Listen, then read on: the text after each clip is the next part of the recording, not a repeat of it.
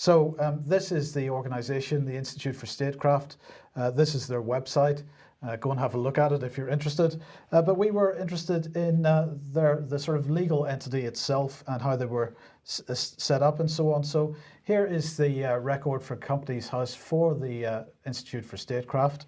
And if we just have a look here, they seem to have a registered office address of the Gateside Mills, Gateside, Fife in Scotland. So that's all good. David, you know this area pretty well, but just before we come on to that, we'll mention that there's these are the directors here. I'm not even, maybe David, you could explain to me how to pronounce the first guy's name, since it's a Scottish name. Well, it's not, but I understand it's Daniel or Danny Lafaidney. Okay, Lafaidney, yes. So, right, so the name's there, Daniel Lafaidney, and then you have Donnelly, and then you have Oliver James McTiernan. Okay, right, so remember those names. These are key names. Now, the other interesting thing is that they have a dormant company, also registered at Companies House, called the Council on Foreign Relations. And this is not the US-based think tank.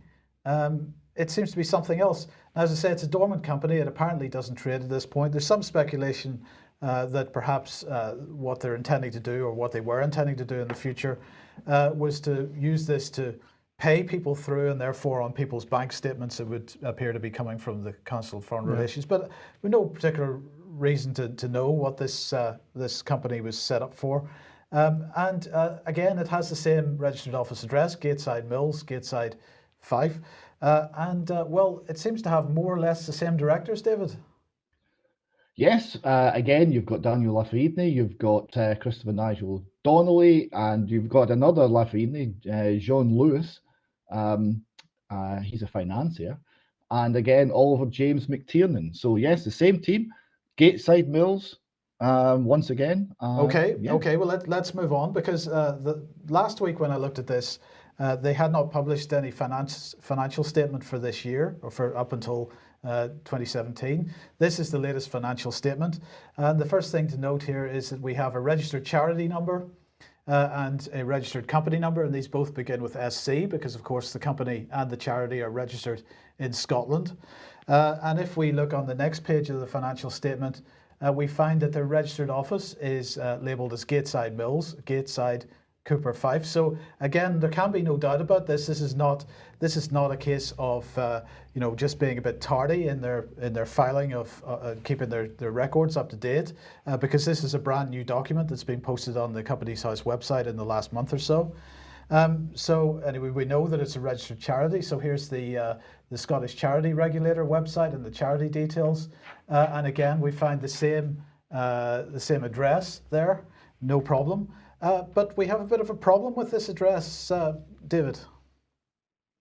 Well, Gateside is a very small town, and it's not very far from where I live. So I thought I'd go and see if I could have a word with them and have a look at their office and see what the setup was like. It didn't go well, because this is it. So this building is derelict. It's certainly empty. This is the back of it. You see there's some demolition being going on.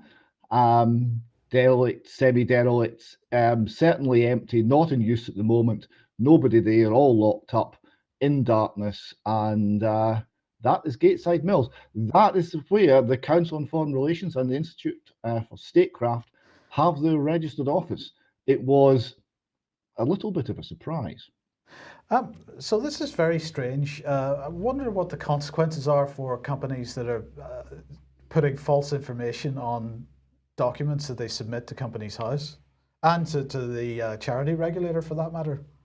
And to the charities, yes. I spoke to a very nice lady who was operating a dressmaking business on an adjoining property, and she remembered Danny, but she hadn't seen him for around a decade.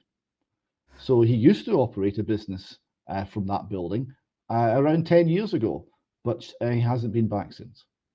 Okay, so this is all very strange. Well, let's have a look at Daniel Lafayette